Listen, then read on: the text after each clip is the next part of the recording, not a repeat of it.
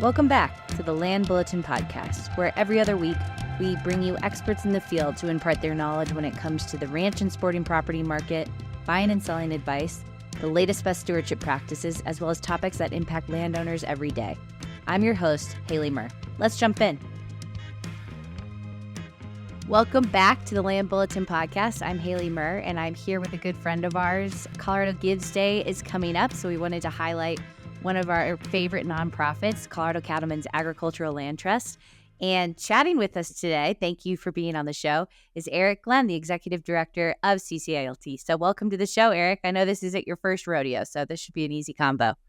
Hi, Haley. Thanks for having me back on the podcast, and looking forward to the conversation. And like I said, if you want to see the other episode with Erik, we really went into specifically what a conservation easement is, really the nitty gritty. But today, I really want to focus on who CCALT is and why it's important to give during this, not just this season, but all seasons, and what it does kind of for the state of Colorado. So first, can you start by telling us a little bit about yourself and your role at CCALT? Sure. So I'm Erik Glenn. I've been the Executive Director of Colorado Cattlemen's Agricultural Land Trust for now 9 years. It's hard to believe that it's been 9 years. It's went by very quickly. I've worked for CCALT since 2008, which is also kind of hard to believe. But I tell folks all the time that I haven't had a bad day of work in 17 years. I've had a few bad hours, maybe a bad half a day, but never a bad day at work. It's such a wonderful place to work with some just wonderful people, and not just those that are on staff. Our landowner partners are phenomenal. Our organizational partners across conservation and agriculture and beyond are wonderful, and it just that's I think what makes a really great work environment. And this is just a phenomenal one, and we're able to impact, I think, in a positive way, the future of Colorado, which also makes it fun for me. And I can't imagine a better last 17 years from a look perspective than what I've been blessed to have at CCALT and the myriad of roles I've had. I would agree. I think I attribute some of my favorite friendships and relationships over the last, 10 years at Murr Ranch Group with CCALT. So one of which is my best friend on the whole world. So thank you for bringing Janie into my life, Erik. You guys have an incredible organization. It's filled with really smart, driven people who care about conservation, care about Colorado. And we're just, proud to even call you guys friends and partners. So for those of you who are listening, when you hear Colorado Cattlemen's, your mind probably immediately goes to the Cattlemen's Association. Where did kind of the land trust start? What was the kind of, the need? Who were kind of the game changers for CCALT to be formed? We were founded in 1995, so we're coming up on 30 years next year, which is exciting. Wow. And I hear it's a special birthday year for Murr Ranch Group too, which is exciting. But in 1995, there were a lot of pressures on ag producers that are not unlike the pressures that are there today. They were slightly different, and the biggest reason that the members of the Colorado Cattlemen's Association looked at starting a land trust was related to generational transfer of farms and ranches, and it was specifically tied to the estate tax exemptions, which were much lower than they are today. Back in 1995, in fact, I think if I recall correctly, they were less than $1 million at that time. Wow. So as properties were appreciated, property values were appreciating, particularly ranch properties, and particularly ranch properties around resort communities, there was a real crisis for a lot of our traditional families. In a lot of cases, had been in these communities, working these properties for 50, 60, 70 years, sometimes longer. and there was a transition about to happen, and they were facing these really challenging estate tax and estate planning issues. And easements have been a tool for estate planning for a long, long time. I think outside of the conservation benefit, the primary utilization of conservation easements has been for estate planning. And so the membership of the Cattlemen's Association took a really, I think, made a really brave decision in going out and creating the first of its kind conservation organization in the country, an organization that was stood up by members of the association to serve the members of the association first and foremost. And I know that those that were around took some grief from some folks who didn't think it was the right thing to do. But I think if you look back on 30 years, we've worked with more than 500 families across the state, which is the key. That's the key metric for me, is how many families are we impacting. We've helped conserve, and I say helped because it's really the landowners that have done the conservation. We just help facilitate the transaction. More than 800,000 acres of working lands that will remain in agricultural production, will remain open for wildlife, will remain these beautiful scenic views that we all get to enjoy as we travel around Colorado forever. And I think that's a really remarkable story, and it's a story of success for the Cattlemen's Association. I think it's, again, just another testament to the old adage that the American rancher is a true steward of the natural resources of our country, and they do a really, really good job of that. And like I said, I'm just really proud to have had the opportunity to serve the ag industry, to serve Colorado, to serve the Cattlemen's Association in the way that I have through CCALT. That's great. And like I said earlier, we do have a podcast that really dives into what a conservation easement is, what it does for a rancher, the kind of tool that it is. But would you mind, just kind of in layman's terms for those listening who maybe aren't as familiar with a conservation easement, what is it, and how does, you said you guys aren't necessarily the ones conserving it, you're helping. How does CCALT facilitate those easements? Sure. So a conservation easement, in essence, is a voluntary set of restrictions that are placed on the land, and they are perpetual restrictions that are placed into the deed of conservation easement that's recorded against the land. Again, I think that I would stress to everybody listening that these, in all cases, are voluntary. Landowners choose to utilize this property right, and it really is a property right. And it's sort of a negative property right. I think an interesting way to think of it, they're taking certain rights and extinguishing those so that land can remain available to do the things that land is intended to do. And so it's executed through a deed that's recorded against the property. And some of the restrictions that you would see commonly in a conservation easement that's focused on agriculture would include limiting where infrastructure can be located. And most of the infrastructure that the easement's going to be concerned with is residential housing, large infrastructure. There's no limitations in ag easements of where you can put corrals or where you can put stock tanks and the stuff that landowners need to run an efficient operation and an effective operation. But what it's really looking at is removing the things that are really unnecessary for that land to continue to function, to grow food, fiber, and energy for the country. And that's not to say that you can't have a house. Certainly can. We identify areas in which you can build homes and other structures within that easement. But at the end of the day, what we're trying to do is keep those areas limited and keep these large intact properties together so that they can function both from a ag standpoint, and also from a other natural resources standpoint, whether it's wildlife habitat or it's open spaces, however you want to look at it. We're trying to keep these properties intact and functional.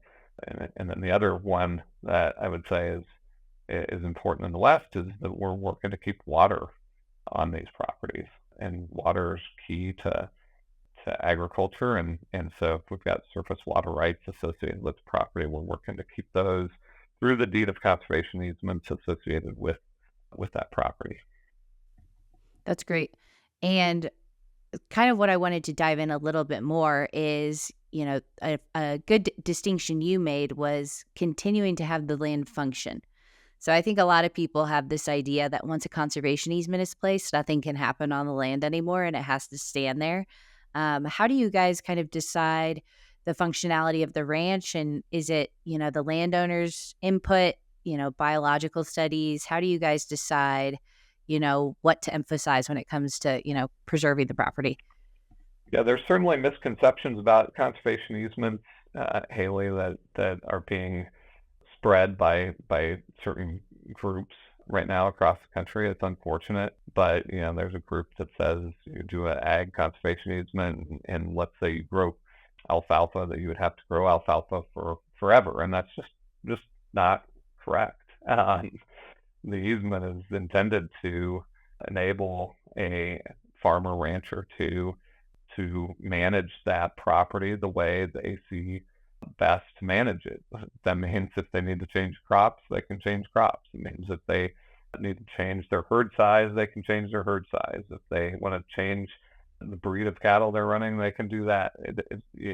We do not get into management prescriptions within our easement, and that's really important. What we recognize, and I think it was why the association with Colorado Cattlemen is so important, is what we recognize is that the people who best understand the land and what it needs are the people that have been on the land, that have seen the cycles of that landscape over time, and they're the ones that best know. Somebody from Denver who, even if they grew up on a ranch or a farm or in agriculture in some respect, coming to somebody in the San Luis Valley and telling them that they know better how to do this is sort of preposterous. And I think that's the kind of conservation, and of course that happens from time to time with some organizations, but it's that kind of conservation where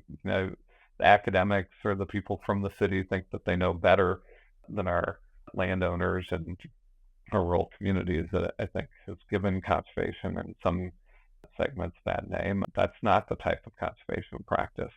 You really want to celebrate and empower our landowner partners to do what they do best, which is take care of that land and that landscape and the animals and the crops that they care for. And beyond, even the conservation easement itself and you guys, helping with that component, there's a lot of other things that you guys are doing for landowners, from the additive conservation topics that you guys are working on to, figuring out other tools to use the landscape to make sure these, landowners can continue being stewards of the land. Can you tell me about some of those projects that CCALT is working on? Sure. So about 4 years ago, we wanted to look at how we were doing the long-term stewardship of the easements that we hold, and what kind of relationship did we want to have with our landowner partners. And historically, the relationship's been fairly static. We go out and monitor the easements to ensure that the terms are being complied with on an annual basis. And those trips are fun to go visit our landowner partners and see what they've got going on. But long term, for me, as somebody entrusted with trying to ensure that we can be a really effective organization in the future, I said the static relationship going out and visiting once a year just really isn't that exciting. I want to find ways in which we can provide additional benefits to our landowner partners over time that voluntarily choose to put an easement on their land. And so we created this additive conservation program, which is really intended to work with our landowner partners on other conservation projects that they've identified that they want to do. And when we started looking at this program, we did a survey of our landowners, and 88% of our landowners said they had already identified projects, and their limitations for doing those projects were capacity, time, and funding. And I said, well, those are places that we can help. We have a really dynamic team that's used to administering grants. We know how to work with the federal programs really well. And so could we step in and help our landowner partners across the state get those projects done that they've kind of identified? Additive conservation is really about finding ways for us to continue to partner with our landowners to do more conservation on these properties, to help them improve their operations and to help the natural resources continue to thrive. So, we're still early in the program, so we're certainly not serving all of the landowners that have an interest in it. But we're continuing to expand that program, and I think that program is really kind of the future of CCALT long term, because at some point we'll stop doing easements. We'll either run out of land to conserve, or the incentives will dry up, and there won't be a reason in which a lot of landowners look to conservation easements as a tool. And so how do we continue to be front and center in a viable organization, and that's layering other conservation on top of these conserved lands that I think does that. And so it may be a habitat enhancement project, it may be a riparian restoration project, stream restoration. The number of projects that our landowners indicated that they want to work on is pretty diverse. But it's really exciting, to see what they're working on and how we might be able to help them. Well, it's neat too, and let me know if I'm wrong here, but Colorado seems to have a lot of tools available to, emphasize conservation, to help landowners. Have you seen that it's a little bit different in Colorado versus other states? Well, I think certainly in terms of easements, we have more incentives in Colorado. We have more tools available to help put easements, if that's a tool that will work for a landowner, on the ground. But in terms of these other additive projects, I would tell you that, and I travel quite a bit across the West working with other ag-focused land trusts, that landowners throughout this country have projects they want to work on like this. And Colorado's not unique in that regard. If you're a farmer or rancher, the thing you care most about is tending to that natural resource that you've been entrusted with stewarding. And so how can you do better by it? And you can do that through doing some of these projects. Can we put stock tanks in different places to better move cattle around? Can we look at degraded streams that have been degraded over time for any variety of reasons, and can we put them back to a better place from a health standpoint? And our landowners want to do those projects. And again, their limitations are just time, money, resources. And if we, as conservation organizations that are affiliated with ag industry groups, can help them do that, I think that's an exciting place for us to be. And again, I think it goes back, for me, it always goes back to what's our mission, what's our purpose, and for us at Colorado Cattlemen's Ag Land Trust, and for the 8 other Partnership of Rangeland Trust members, which are all land trusts across the West and the Midwest that have an affiliation with an ag industry group, our mission, our objectives is to make sure that family farms and ranches continue to exist in this country, and that we have places to grow food, fiber, and develop energy into the future. And so if you think about that as your purpose, and you think about your goal is to be a service to those members of those organizations that are looking for conservation, then this is just a natural continuation of that service mentality. How do we help them achieve what they're trying to do operationally? And when we do that, it's natural resources and the land's going to benefit. That's great. And beyond, because people who are listening, we're emphasizing Colorado Gives Day and, giving all these funds to nonprofits that people care about, that affect their lives, that are important to them. Beyond the landowner, who is obviously the client, the person that we are here to protect, and the landscapes that they cherish and own, how does CCALT and their work affect people in maybe some more urban communities, people in Denver or any of the resort towns that are out there? How is your work kind of impacting the people that maybe aren't landowners? Sure. Well, and I just want to start by saying I think what makes this country great is that we have this history of philanthropy. We have this history of service that is is is pretty unique, and I think is what makes us this wonderful and durable community. And I know we've got lots of issues. I think if we go back to what our foundational principles of caring about each other, caring about the land, and taking care of our communities, a lot of these issues and divisiveness will get solved. And so I get really excited around Colorado Gives Day because it's an opportunity for folks to come out and support charities that they care about, support causes that they care about. And conservation is always one of the top causes in Colorado. There's polling data out there that 80% Coloradans support conservation. So that means Republicans, Democrats, Independents, it doesn't matter. Everybody gets behind conservation and keeping these places open. Everybody cares about agriculture because we have to eat. And so how does Colorado Cattlemen's agricultural land trust benefit folks in the urban areas?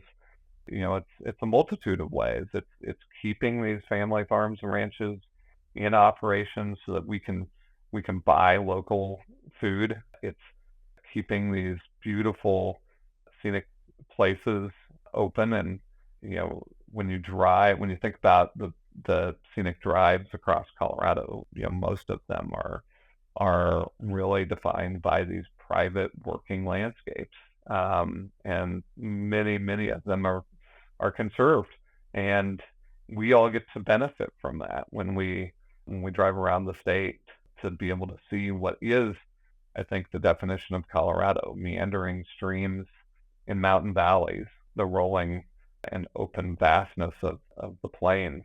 Those are what people think of when they think about the West. That's what they think about when they think about Colorado. And conservation ensures that our kids and grandkids will be able to enjoy those opportunities to engage with those landscapes as well. And then if you're a sportsman, private lands really are critical for big game, especially during the winter months. And so keeping farms and ranches working is really important for our game species, but also for our non-game species.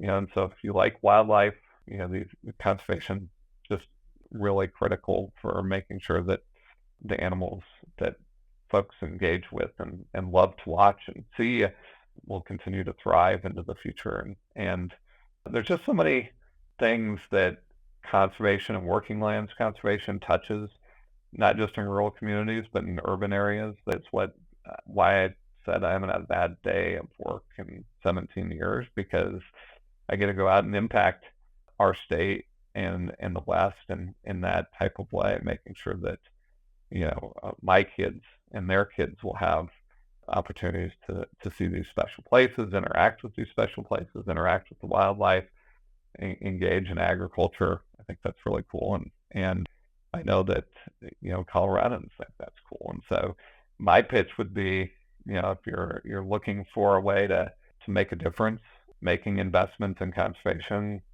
can make a huge difference, and it's a durable difference. And by durable, I mean you invest in conservation, you invest in the work of the Colorado Cattlemen's Ag Land Trust.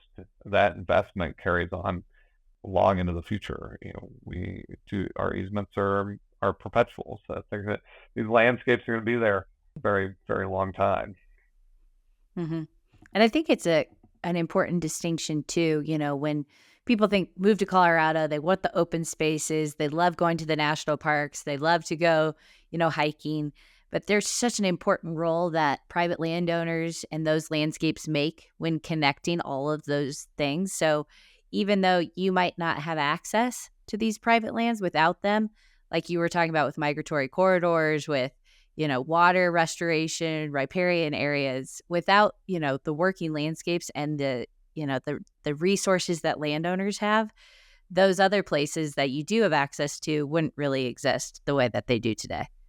Absolutely. And you think about, my family's from the upper Arkansas Valley region down around Salida. You think about the massive amount of recreation that happens in that upper Arkansas recreation area. And, that experience, if you're rafting or mountain biking, would look very different if it wasn't for private landowners who commit every day to working those landscapes, keeping them in these open and productive state for the wildlife, for the cattle, for the sheep, whatever livestock it is that they might be utilizing to manage that resource. But there's a big difference between recreating in an area with working farms and ranches and an area that is, that looks like Highlands Ranch. And nothing against Highlands Ranch or any of our urban communities, but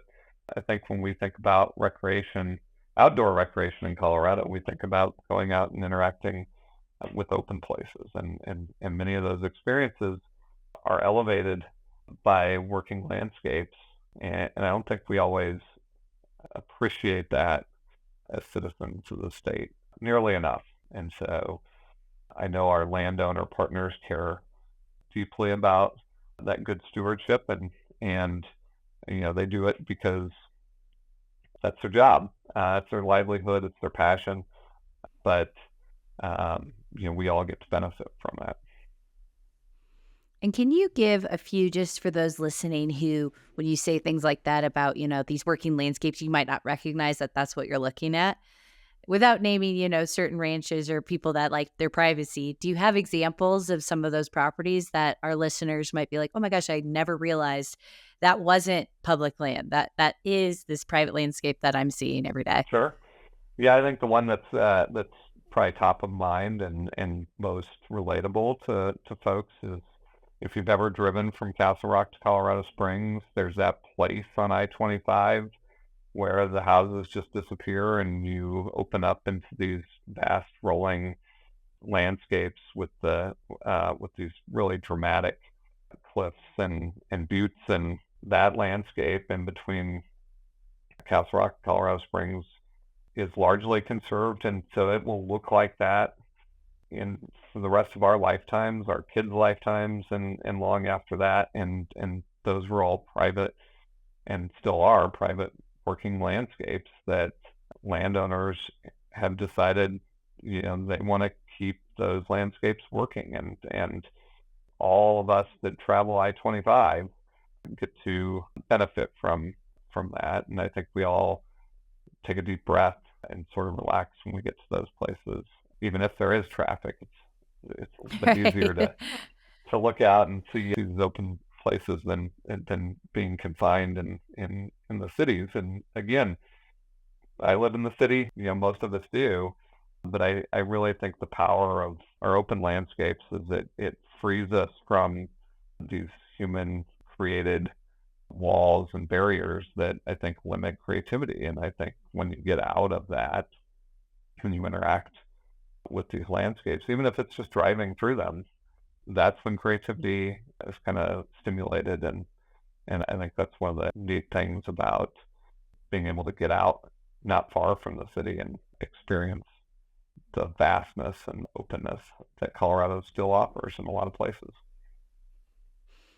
That's why we live here, like you, I live in the city, but it's you live here for a reason. Otherwise you would live in New York or DC or something like that. So it's important that, we hear about these types of organizations that protect these landscapes for future generations. And the people that are listening, beyond the Colorado Gives Day, are there other ways that people can support CCAL beyond, donating land for an easement? How can people get involved?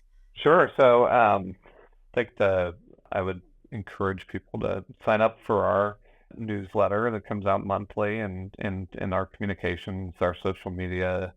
I think it's the best of social media because it's not the like stressful stuff we all engage with social media.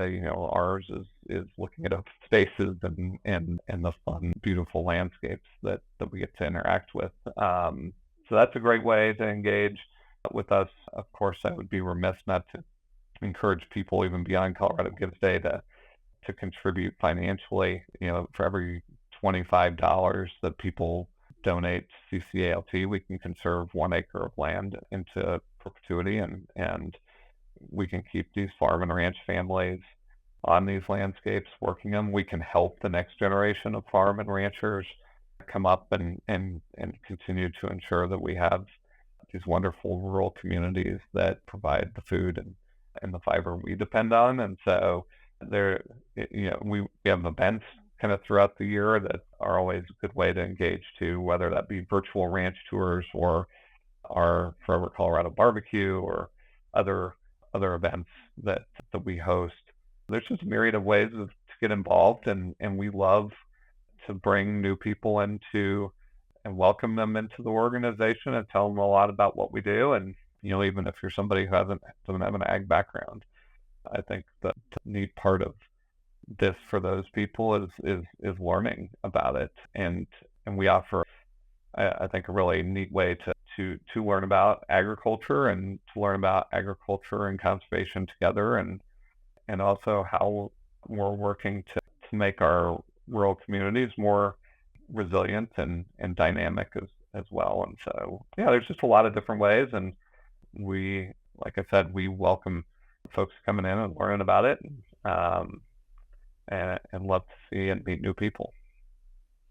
And I would attest, going to the events and actually meeting the landowners and meeting the people that are working these landscapes has changed my life. So highly recommend, beyond giving, really reaching out and meeting these people, because they're the best. They're the best out there, I would say.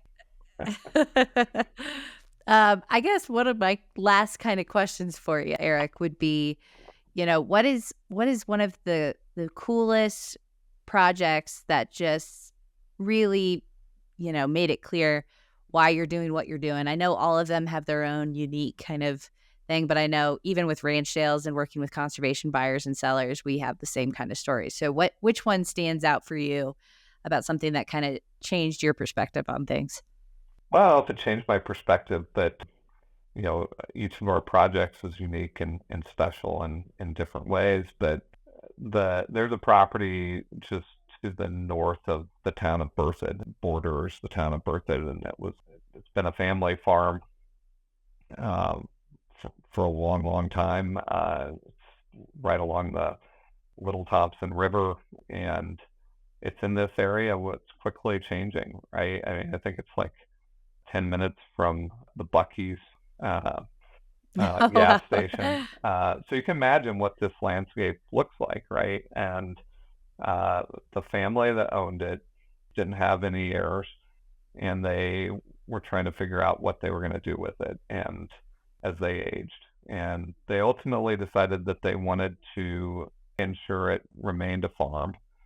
But beyond that, they wanted to find a way to have that property serve agriculture in a different way, and meaning that they wanted to find ways to get kids more engaged with agriculture, and particularly they had an interest of, like, can we get front range youth who may not necessarily always have these opportunities to look and explore careers in agriculture, to think about that. And so they worked with us, and they worked with the Future Farmers of America Foundation and a number of other partners to ultimately sell the property to the FFA Foundation. So they're now the owners of the property. We put a conservation easement on it so that it would remain, so that there was the legal protections long term. But that easement also enabled FFA Foundation to be able to afford the property as well.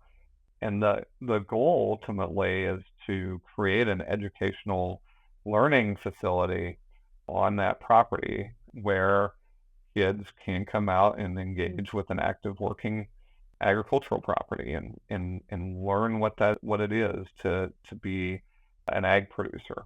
And I think that's such an important thing for agriculture in the future, is to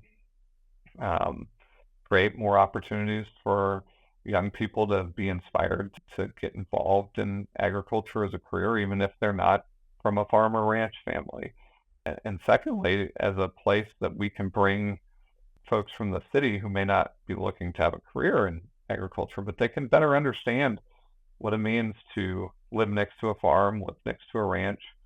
And my hope is that places like that, the National Western Campus and the CSU Spur Center, that we can utilize those places as these living educational laboratories that help us inspire sort of a return of people to our historical agricultural roots. And I'm not saying everybody should be a farmer or rancher. That's just not feasible, but we need to understand why it's important. We need to understand we need farms and ranches to feed the growing populations. And we need to understand what it takes to run an agricultural operation so that we don't make bad choices at the ballot box. We don't end up with bad statutes and other laws that make it harder and harder for us to grow food. And it makes it harder and harder for wildlife to thrive. So that project, to me, while very unique to what we do, is, I think, this really exciting opportunity for us to engage in a different way that furthers our mission and furthers a future for Colorado agriculture. I love that. I think that's amazing. And I think that's exactly, what Colorado Gives Day, and kind of the desire to learn about what's out there and how you can help and how it's impacting a lot of things. That's exactly what we're here to do. So I really appreciate you, Erik, coming on the show and talking about all the amazing projects. We have always loved being partners with you guys and inspiring landowners to be the next stewards of the land with you guys as their advocates. So thank you for being on the show. And I'm looking forward to celebrating your 30th anniversary next year and further generations to come. So thanks so much, Erik, for coming on. Thanks, Haley. Talk soon. Bye. See you next time. Thanks for joining us today. To learn more about the ranch real estate market or our ranch marketing process, make sure to subscribe to our newsletter on our website at merranchgroup.com or give us a call at 303-623-4545. See you next time.